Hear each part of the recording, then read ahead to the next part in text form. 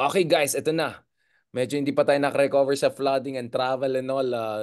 Gusto ko na matulog finally. 4 days na ako hindi natulog na mabuti. Let's talk about this. Bago tayo mabash ulit na sabihin nila, nag-apply naman tayo sa Malacanang at yung mga DDS, mga galit na naman sa atin. Ito, pag-usapan natin ito.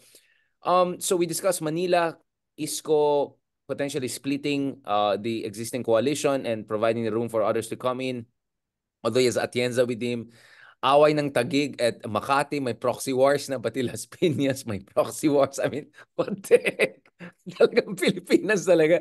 But we also have to talk about opposition. So a couple of opposition folks are running for key positions. One of the fights is Caloocan City. Mark, let me start with you. So you should know a little bit about also this LGU politics there. Can you tell me about, I mean, okay, let's just say it for what it is. Ang hirap nito, di ba? Para mas madali pa maging senador kaysa yung labanan mo yung mga entrenched families, di ba? Grabe. Oo, talagang nakita naman sa history naman na hindi ganun basta-basta natatanggal itong mga dynasty sa mga lalo na sa mga malalaking lugar katulad ng Caloocan and din sa mga I ibang mean, syudad. Vico Soto was kind of an Pero yun exception. nga, that's the ano nga, pero it's possible. Yun yung punto. It's possible. We saw it with Vico Soto, we saw it with mga ilang lugar din. And yun yung ang advantage of course ni Sonny Trillanes going in is yung name recall. So, hindi na niya kailangang magpakilala sa mga pag-ikot niya kasi kilala na siya ng lahat ng tao. Pag bababa siya sa isang barangay, mag-hello siya, kausap siya sa mga tao, maraming nagpapa-picture, maraming excited na dumating siya kasi excited sila na may dumarating na former senator do sa lugar nila. So, ayun, so he's trying to do a Vico Soto dito sa Caloocan. And ganun din, yung parang sa Taguig din, yung mga ayaw na din sa malapitan, yung mga galit na din sa malapitan is also building a coalition around dito kay Trillanes. So of course may kasama din dyan, of course merong mga pinks din, may nakakasama din ng mga pinks, tapos may nakakasama din ng mga loyalista din yung iba kasi itong sila, yung kanyang mga kalaban eh medyo identified sa Duterte. So, ayun, it's going to be a tough fight pero it's slowly gaining momentum naman. Kaya yun naman ang ano. At palaban itong si Senator Trillanes. Kung mga malalaking ano nga hindi umatras eh. So, of course, syempre kasama na diyan. Ito eh for example yung sa flood na lang. So, yung mga issues about sa ganun. So, ang daming mga problema sa Caloocan na parang binubunyag niya ngayon and yun yung kanyang mga kung kinukonsulta sa mga tao doon. Pero ganoon din sa malapitan side, nandun yung ano Echeverry, yung dating mayor. Tapos yan. Tapos sa Asisio, may Asisio din sila. Tapos sa side naman ni Trillanes, Malonzo, may Malonzo naman doon. So yun yung mga exciting na nangyayari doon sa Caloocan and ganyan naman talaga maganda strategy for Pinks na pati sa LGU din pasukin na din at magkaroon din ng mga lugar kung saan they could Yeah, show this yung fight kanilang the good fight. Yeah, that's very important. Sir Ronald, what is your understanding of the Trillanes ball game here? Because Trillanes, while he's fighting this LGU politics, he's still also trying to position himself as a kind of a de facto one of the key leaders of the opposition, or at least as key strategies for the opposition, right? Although, it seems that his ideas have not been fully appreciated by other opposition leaders. Well, yung sa Caloocan, tama yung sabi ni Mark, tuloy na si Trillanes doon sa local. Yung may bagong twist lang diyan dahil dati kasi ay magkasama sila ni Egay Arice. Mukhang baka hindi na sila ganun magkasama. At si Trillanes ay nag-member ng Aksyon Demokratiko at mukhang si Egay naman ay paalis naman ng Aksyon Demokratiko, no? Kaya may ganung bagong twist diyan sa Caloocan. Tungkol naman dun sa effort ni Trillanes na imbitahin yung oposisyon na makipag-tactical sa administrasyon ay mukhang na-shoot down yan ng Tatlong Maria. Pero ang sinasabi ni Sani ay open naman yung ilang kandidato, no, ng ng Pink. Hindi ko sinabing liberal dahil isa lang naman yung liberal doon, no? Tatlo yung at the very least tatakbo at baka madagdagan pa. So, ang sa paliwanag ni Sunny ay na-groundwork naman niya at meron namang mga positibong mga pagtingin yung both sides. Open naman yung administrasyon at open din yung ilang kandidato. Pero dahil na-shoot down nung tatlong Maria na de facto leadership ng opposition ay mukhang for now it's in limbo. It's in limbo, no?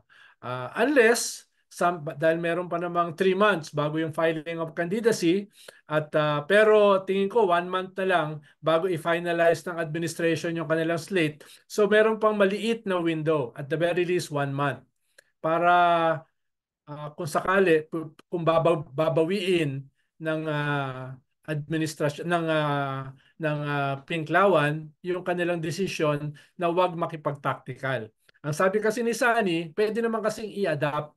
Pwede namang bakante yung isang slot o yung isang lugar dun sa slate, tapos i-adapt yung isang pink na hindi kinakailangang sumama sa kampanya. Ibig sabihin, adopted siya. Like yung nangyari nung 2022. May mga adopted. Halimbawa, sila Lenny, inadapt si Joel Villanueva, inadapt si Mig Subiri, perhaps isa pa, inadapt. Kahit hindi siya The kasama Mig Zubiri dun sa one. slate. Jesus Cordero. Oh, Binay. si Escudero, no? Binay. May Binay pa Meron din. silang may inadapt sila na 4, no? So parang ganoon yung sinasabi ni Sunny na pwedeng maging framework para yung mga dati ng mga away ay hindi naman kinakailangang i-resolve before joining or tactically joining each other, no? So yun yung nag-unfold. Pero for now ay yan ay tinanggihan na nung official leadership nung Pink Yellow Group.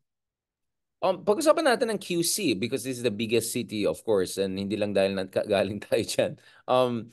What's happening with the QC fight? And isn't the current mayor of si Joy becoming increasingly a national figure? Don't you think that Joy Belmonte could be also potentially one of the leaders at the national level, even leader of opposition? Medyo mabangong-bango siya, no?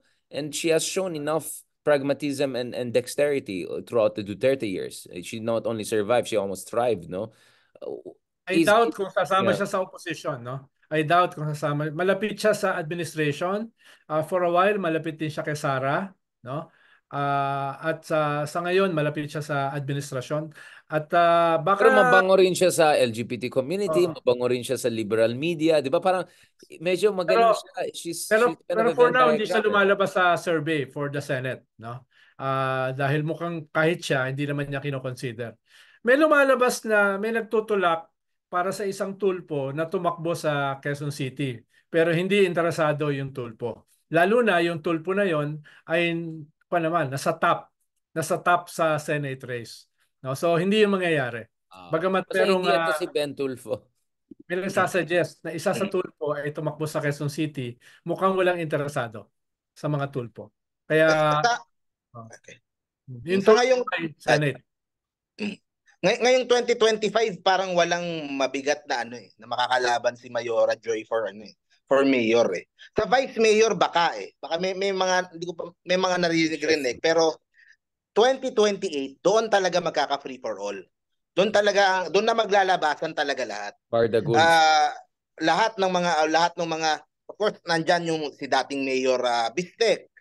Nandiyan, dating tumakbo si Mike Defensor. Tapos yung mga bagong congressman, kahit si Arjo Ataide, his name is being floated. Yung Tulfo, doon din papasok. Of course, yung current vice mayor, si Gian Soto, he will try na to go up na from vice mayor to mayor.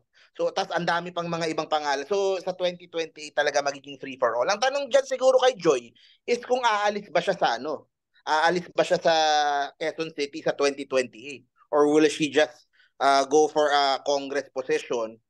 O susubukan niya mag-Senado na baka mapunta sa kalaban yung Quezon City. Tapos idagdag mo pa yung kung paano kung isang Belmonte pa yung i-push nila. Kung narinig ko din si Kit Belmonte. Right. His name is also being floated na. So, sa 2028 talaga magiging magulo at talagang rambulan talaga sa Do Quezon you City. think 2025 will be the lull before the storm of 2028 in QC, the biggest city, of course, in the country? There's a reason why we want to discuss it. Last part, Mark, I want to balikan kita, di ba yung idea ng party list? You have been pushing for this very hard. Ronald has been skeptical of this, but mukhang your argument won, Attorney Gamboa. Mukhang nagko-consider na mag-party list yung ibang opposition, di ba? Oh, hindi ako naman kasi gusto ko naman na na merong mga genuine opposition sa Congress, mas dumami pa para to fiscalize and check and balance check and balance sa Kongreso. Hindi naman yung puro yes man lang sa kung anong sinasabi kung anong sinasabi nung majority doon. So, maganda yung balita na naaproban dito sa Liberal. So, I think yung tama ba yung name sila Bagilat, si Leila and si Erin. Yung tatlo ba yung magiging nominee? Mukhang si Leila hindi. Si Leila hindi. Okay. So si Bagilat and si Erin ang 1 and 2 siguro kung wala si Leila. So yun ang hopefully maging honest to goodness na opposition pagdating sa Kongreso to fiscalize at iano naman yung mga excess nung administrasyon. Syempre also the same goes din sa Akbayan party list, sa Magdalo party list, yung mga party list na ina-expect natin na na hindi basta-basta sasama doon sa majority at hindi sasabay sa kung ano lang yung hindi magiging typical congressman na naman, 'di ba? At least merong yung mga kumaga ang maganda kasi yung kunyari sa mamamayang liberal, if they will be elected kunyari by mga yellow or yung mga pink na mga botante. Kumaga ang pananagutan nila ay doon sa mga pink na botante. Kung sila ang ikakampanya ni Lenny o kung ano man, 'di ba? Ang pananagutan nila doon sa mga botante na 'yon. So hopefully yung mga polisiya nila at yung mga yes or no votes nila nakadepende doon sa paniwala nung kanilang base. Kung hindi, 'di ba? Problema Hindi kasi sila irerele. ang problema, Mark, nagbago na kasi yung landscape ng party list eh. Halos lahat ng local officials may sariling party list eh. Yun ang problema. Dati wala yan. Tapos mga contractor may party list, di ba? So nagbago eh. Kaya mismo yung mga dating mga tunay na party list katulad ng Bayan Muna, katulad ng Anak Pawis, pati yan natalo eh, no? Anak Mindanao, Magdalo, di ba? So yung mga nagsimula ng party list, sila ngayon yung natatalo. At yung mga new kid on the block na basically mga governors, gumawa sila ng party list para sa kanilang anak, para sa kanilang asawa, di ba? So ngayon, yun ang nagdo-dominate. Yun ang challenge talaga. Totoo naman. Guys, sorry. May very important to. Ano nangyari kay Herbert Bautista?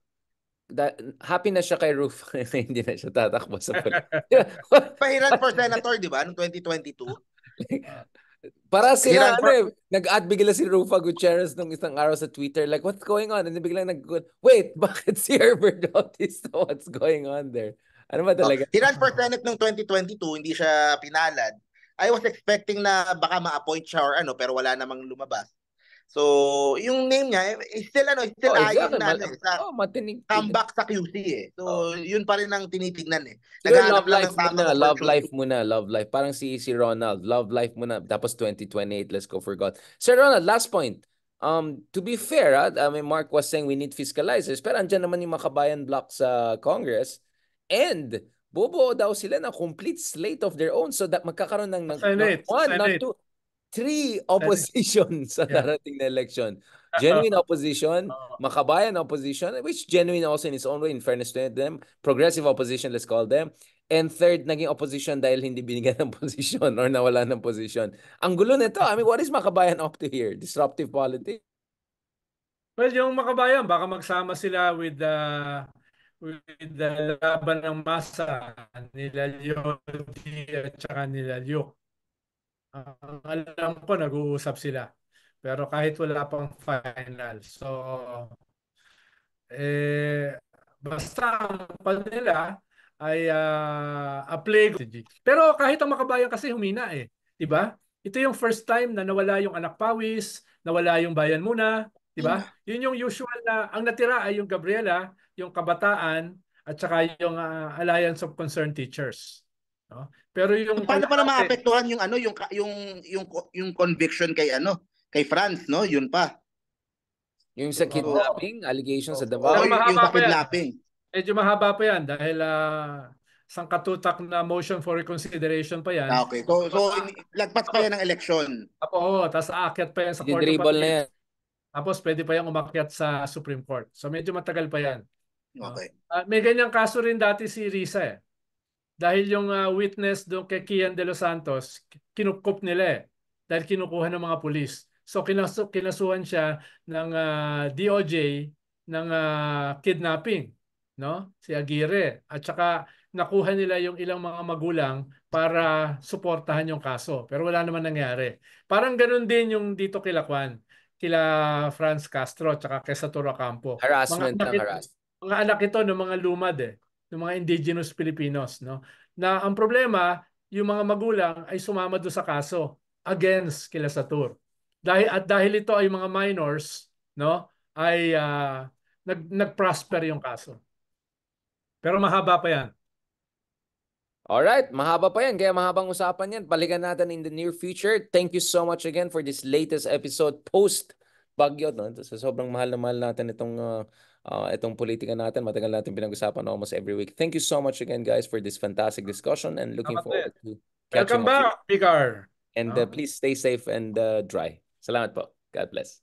Thank you so much, guys.